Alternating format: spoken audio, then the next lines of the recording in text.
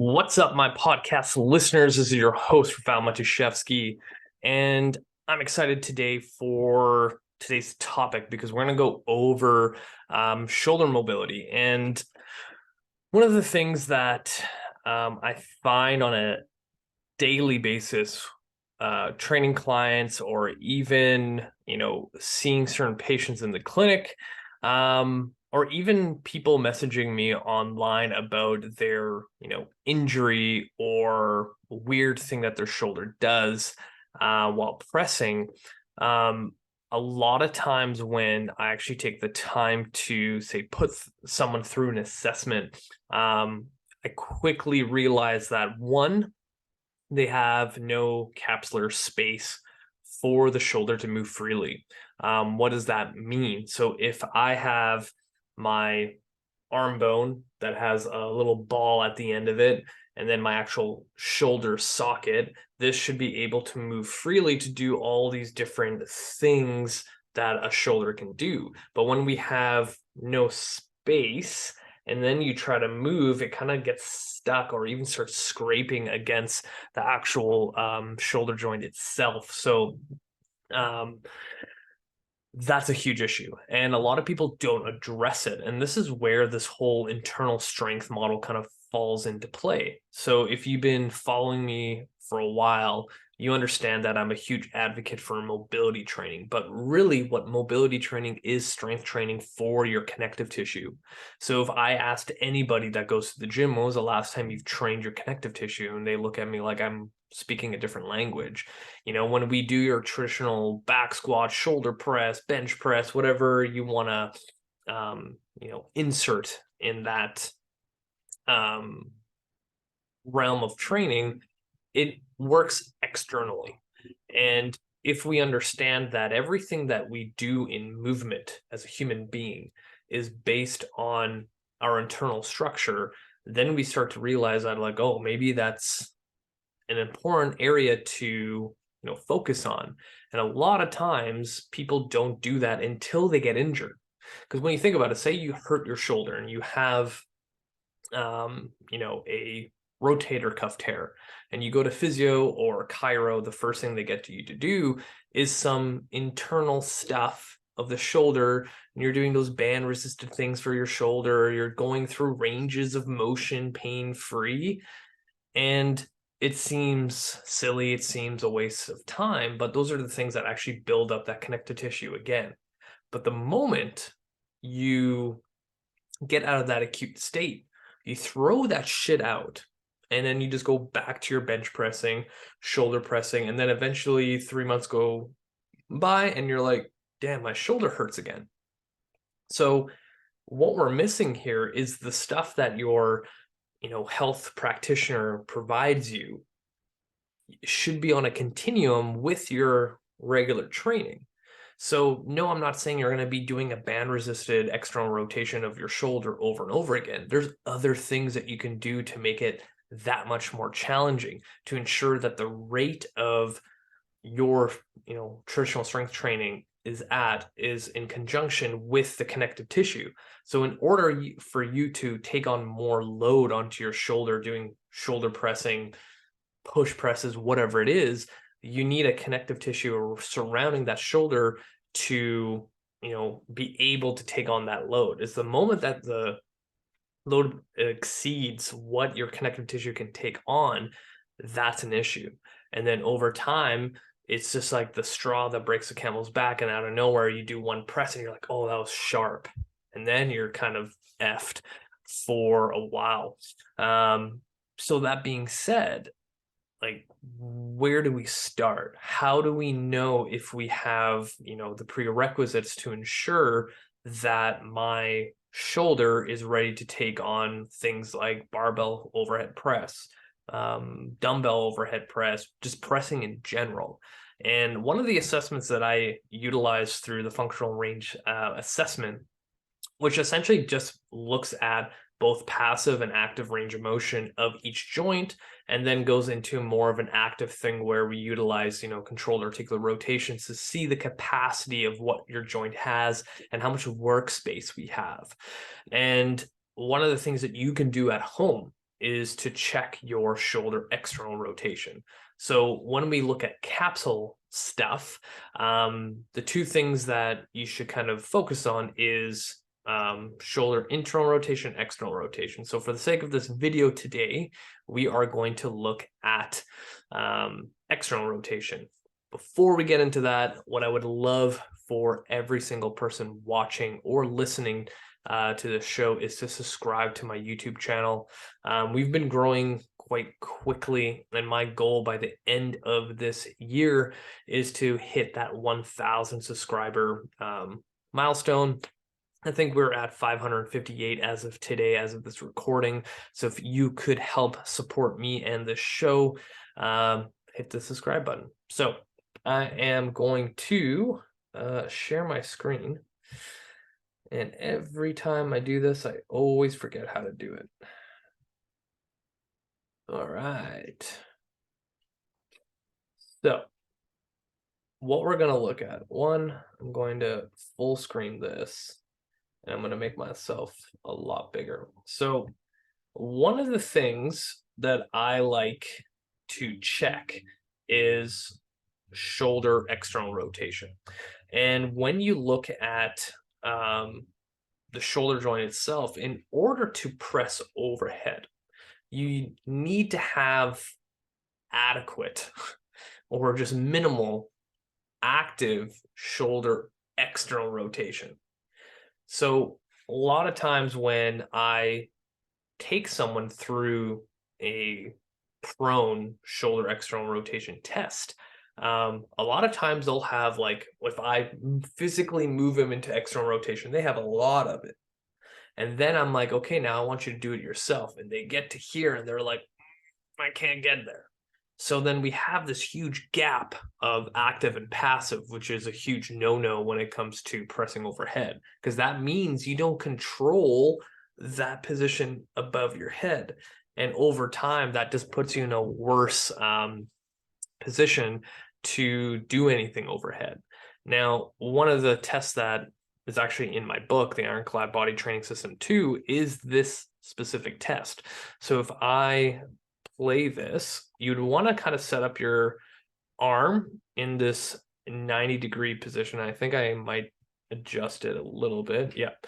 And I'm in a prone position. It's hard because a lot of people don't have like an actual like assessment table. So if you're a gym goer or a home gym person, you most likely have a bench. So this is probably the best position that you can kind of put yourself in.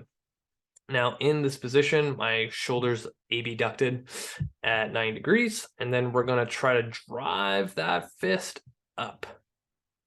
So that's a good healthy shoulder, right? Like it's right around past my head. I'm actively driving down up that direction, meaning that all the stuff up here, rotator cuff especially, is strong and healthy. And I also have a healthy capsule in order to do that. And I actively control that range of motion. So all you need to do is find yourself a bench and put yourself through this quick little assessment. And I think I also have a different view of this. Let's just keep watching really quickly.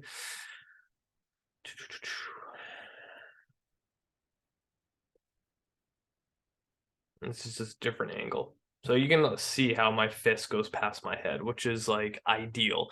But in a overhead position, all you really need is just to head height if you're doing it in a prone position.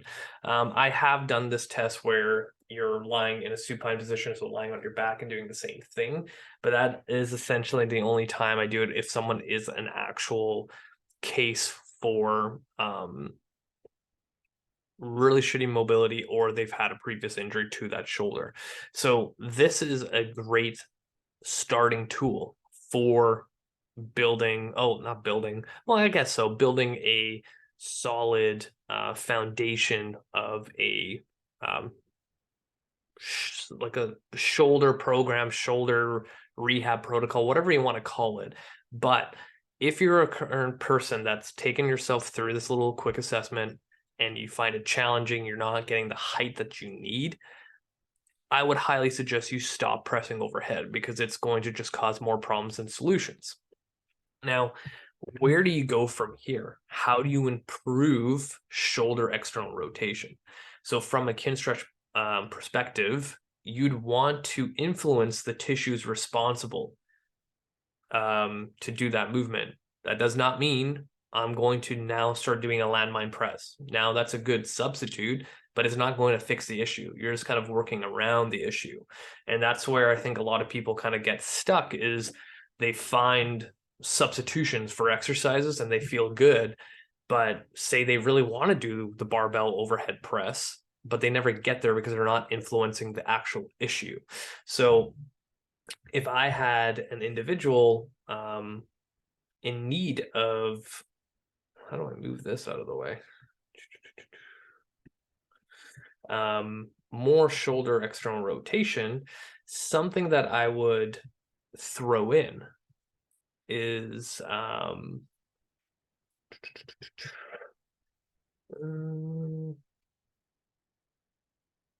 pails and rails set. So this is one of the easiest things that I'm trying to find exercises where you can do at home.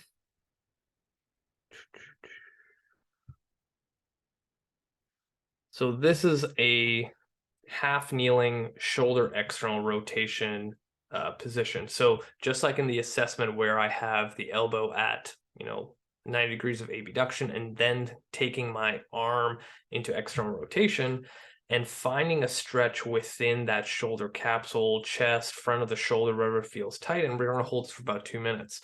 At the top of the 2 minutes, we're going to do a Pales contraction where I take this hand and I'm going to push it into the dowel.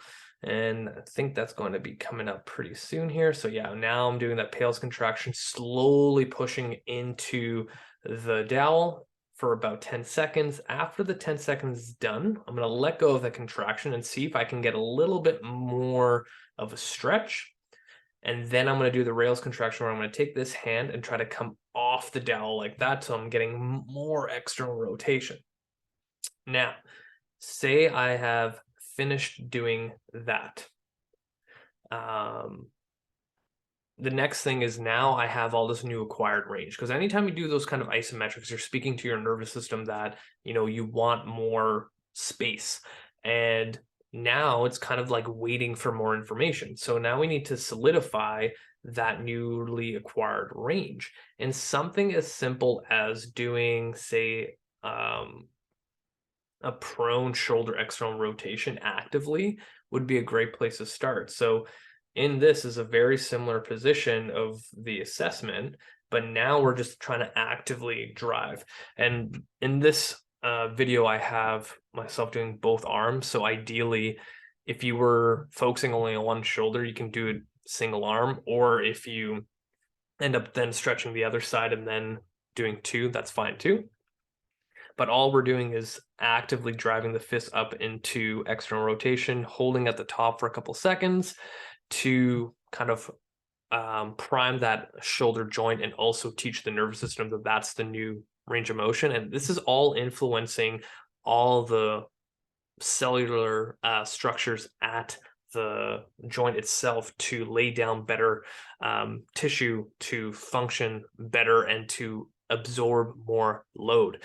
Now, from there, what I would do from here is some sort of shoulder car where we would take the shoulder through all of its ranges that it's designed to. And something as simple as, so I have lots of variations, but something as simple as standing, because I don't want to like throw anything with more equipment, but just taking my shoulder through all the ranges that it's designed to.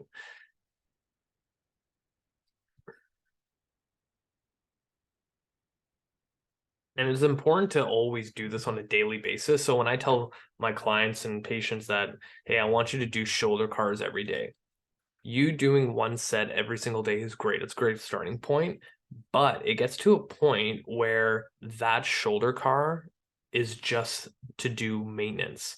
Like it's not going to provide you with any kind of um, training stimulus to actually progress it. It's kind of like brushing your teeth every single day. It's just the minimum that you have to do.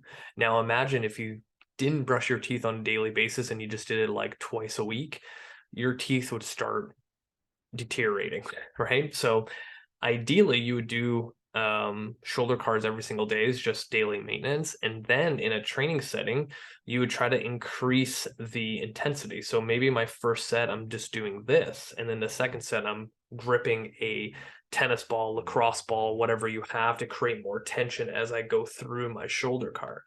Now those three things that we just did is pails and rails, external rotation, like active range liftoff, which is working capsule. And now we have more of a dynamic mobility movement. Then what I would do if I had a client, like this could literally be part of their warm up, and their goal is to start pressing overhead. And again, this really depends on the person. So I may not do this, but maybe after is when we actually go into shoulder pressing, because maybe the individual that I'm working with, let's just do a double kettlebell shoulder press. Maybe the person I'm training with is like they can get there, but there's times where it starts pinching out of nowhere, or they've done too much volume and they don't know what's going on. But now we can kind of load the tissue even more by doing an actual overhead press. So now we have these kind of like 4 exercises where we can really challenge the shoulder girdle. And this is kind of the method to my madness of what I would do with an individual. But maybe sometimes it's not where we need to be. And this is why when I get these questions where I'm going to see if I can stop sharing my screen, of like, oh, my shoulder hurts, what should I do? Well, it really depends, right? Like I need to one, see that person's shoulder. And then I also need to see what it's capable of, and also look at the history of the person. Like, have you had other injuries before? Have you had a traumatic event where you took a big fall? Have you been in a car accident? Do you have other injuries that might be influencing that shoulder? That's a huge one. And usually I get a lot of more information from past medical history than the actual shoulder itself in front of me. Because sometimes it's just a learning curve. Like I had multiple situations where I take someone through a medical history of their, in this case, shoulder, and I start programming a rehab protocol to get that shoulder back to minimal function. And just through their first session, teaching them how to do a modified shoulder car just blows everything out of the water to a point where the shoulder's like 50% better. And this is what I always talk about with clients when I take them through an assessment is like, we're going to attack the lowest hanging fruit. The moment we do that, one, we get so much more bang for your buck. It's like if you ended up investing in Bitcoin like 20 years ago, and then out of nowhere, it's like, boom, I'm a multimillionaire type of thing. So a lot of times when we attack that lowest hanging fruit, um, huge changes happen, and then it influences other things. So an example is like, say I get someone's injured shoulder moving better. It's going to trickle down to the elbow and also to the wrist. Because a lot of times when people have injured shoulders, your elbow and wrist are also going to lose mobility, because it's tightening shit up to make sure that this is okay. And that's the funny thing with training and injuries, is that your body is really good at preserving you, like trying to keep you alive. So it has these mechanisms where it's like, oh, something's injured, I'm going to tighten things around it to make sure you're okay. And that's a great mechanism, but when you get past that acute state and you don't do anything about it, it just gets worse. So if you are a gym bro that's, or broette, that's looking to continue to press overhead, things like shoulder cars and capsular cars where we do the internal and external rotation, or the prone external rotation, is going to save you a lot of headache down the road. And I can talk about this topic over and over again, but this is the biggest thing that people miss when they're training, is they're not taking care of the internal structures to do the things that they want to do. It's just like if you decided to pick up in hockey on the weekends and you play your first game and you're like, holy crap, like I work out all the time, but this kicked my ass. I'm like gassed out. So then it's like, well, when was the last time you trained your cardiovascular system in order to do that sport? Even though you lift weights and stuff like that, that's a different stimulus. But imagine if you worked your cardiovascular system, that's also going to directly influence your strength training in order to do more volume, in order to recover faster, right? You always, like, we all know this, like people like to train things that they're good at already. But we know that you get more bang for your buck on the stuff that you're terrible at. So when I have people coming to me and they're like, my shoulder hurts, my knee hurts, whatever it is, then the lowest hanging fruit in the assessment is to make those things function better. Like, rather than like, well, your hip mobility is really good, so we're just going to keep doing that and forget about the shoulder. Doesn't make sense. Right? A lot of times when you work on those weak things, it influences other things. So going back to that shoulder example, when I get someone's shoulder feeling better, the person's elbow feels better, and then their wrist feels better, and they're like, we didn't even work on my elbow or wrist and it feels better. It's like, well, yeah. Right. That's where people like, I always have this conversation with new trainers and clients. It's like, training is very easy. Like, for some reason, people need to make it more complicated than it is. If you look 100 years ago, people got strong with 1/20th of the equipment that we have now. And for some reason, anytime a new gym opens up or a new fitness personal training studio, they just have to have the best equipment, the newest thing. But it's like, are you really going to get that much more of a difference than the stuff that's been in gyms for centuries? Dumbbells, barbells, kettlebells, body weight. Like, do you need anything more than that? Right? As much as I trash CrossFit, if you look at their gyms, it's literally the things that I just mentioned. And those athletes are some of the fittest people in this planet. Like, you don't need a lot. Like, if I were to start up a gym again, like, yeah, I would do a CrossFit model. Like, get a warehouse, throw in like 40 grand worth of gym equipment that's barbells, kettlebells, dumbbells, and stuff for body weight. That's it. There's no fancy cable machine. There's no fancy treadmill that's on a curve that helps you. Like, you don't need that stuff. Like, training is very simple and it's actually boring. Like, Ben Bruno said this a couple of years back, like, you end up doing the same 10 to 15 exercises with yourself and all of your clients over and over and over again because they work. Is just now you get creative with programming and variations. Like, you don't need to fix something that's not broken. Like, you can improve on them with those variations, but when you boil it down, it's the most basic things that work. And yeah, it's boring. Yeah, it's a routine, but those are the things that make you successful. But for some reason, people are like, no, it has to be more complicated than that. I have to do this weird ab exercise where I bring this arm and then like do this thing and then rotate to get those like obliques. And it's like, your abs would probably pop out if you just ate better, and not follow some other diet thing that you just found on January 1st. I think I'm going to end it there because I could talk about shoulder mobility forever. And this tangent of training, maybe that can be just another episode, but hopefully this made sense. Hopefully you got some, benefit and idea of how to kind of improve your shoulder mobility. I might do a series of shoulder mobility or go back to a couple other episodes that I've had series on and add. But if you have any questions, feel free to reach out. And again, if you haven't subscribed to the channel, be sure that you do. If you have any questions, feel free to reach out. Add me on Facebook, add me on Instagram, add me on TikTok because I'm on there now. And that's it for me, you guys. Until next time.